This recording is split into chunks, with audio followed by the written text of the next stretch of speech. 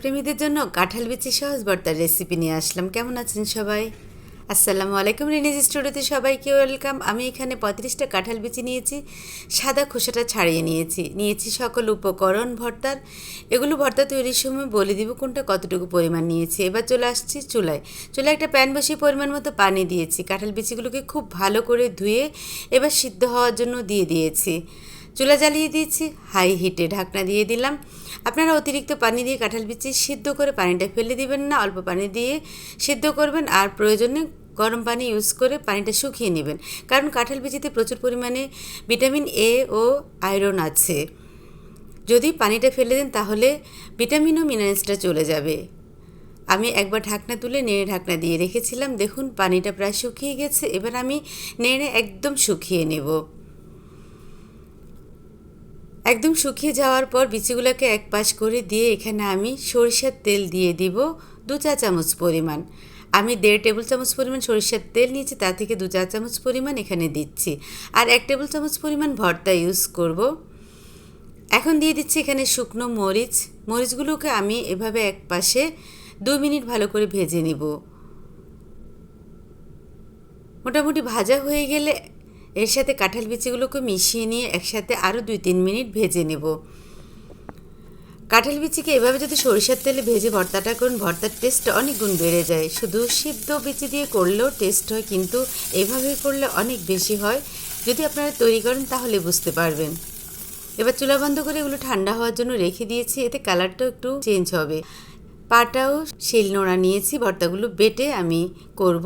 আপনারা চাইলে এগুলো গ্রাইন্ডারে বা ফুড প্রসেসরে করতে পারেন। সময়ের অভাবে এখন আমরা সবাই এভাবে করে থাকি, তবে পাটায় বাটা ভর্তার টেস্ট অনেক বেশি, এটা আমাদের সবারই জানা আছে। আর বিচিগুলো কেমন সিদ্ধ হয়েছে তা আপনারা দেখেই বুঝতে পারছেন। এই কাঁঠাল বিচিকে আমি একবারই বেটে নিব, দুবার বাটলে এগুলো খুব বেশি মিহি হয়ে যাবে, ভর্তার টেস্ট কমে যাবে।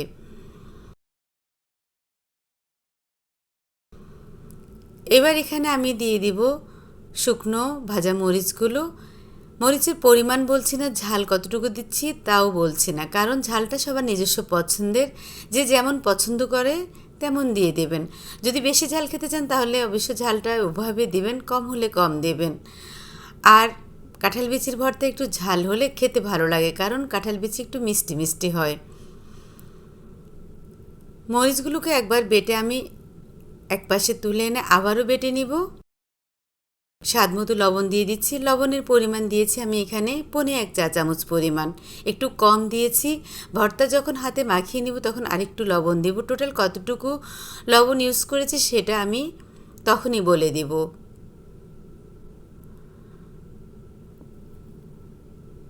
বাটা হয়ে গিয়েছে। এবার আমি শিলটা তুলে নিয়ে কাঁঠালের বিচির গুঁড়োগুলো তুলে নেব, একটু মাখিয়ে নেব, যেহেতু এখানে মরিচ আর লবণ একসাথে বেটে নিয়েছি। হালকা করে মেখে এবার একটা ডিশে তুলে নেব। এগুলো তো হাতেই মাখাবো ভর্তা, তখন ভালোভাবে মাখানো হয়ে যাবে। কোরবানি মাংস খেয়ে সবাই অনেক বিরক্ত হয়ে গেছেন জানি। এখন যদি এরকম একটা ভর্তা তৈরি করে নেন খুব সহজে, তাহলে তো আর কথাই নেই। ভাত আর কিছুই লাগবে না খাওয়ার জন্য, এই ভর্তা দিয়ে খেয়ে নিতে পারবেন। এবার ভর্তাগুলোকে মাখিয়ে নিব। এখানে আমি একটা মিডিয়াম সাইজের পেঁয়াজ কুচি নিয়ে নিচ্ছি, মিহি কুচি করা পেঁয়াজ।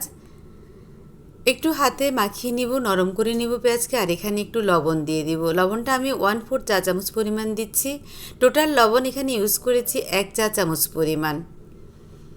এবার এখানে আমি সরিষার তেল দিয়ে দিব। এখানে 1 টেবিল চামচ পরিমাণ সরিষার তেল আছে।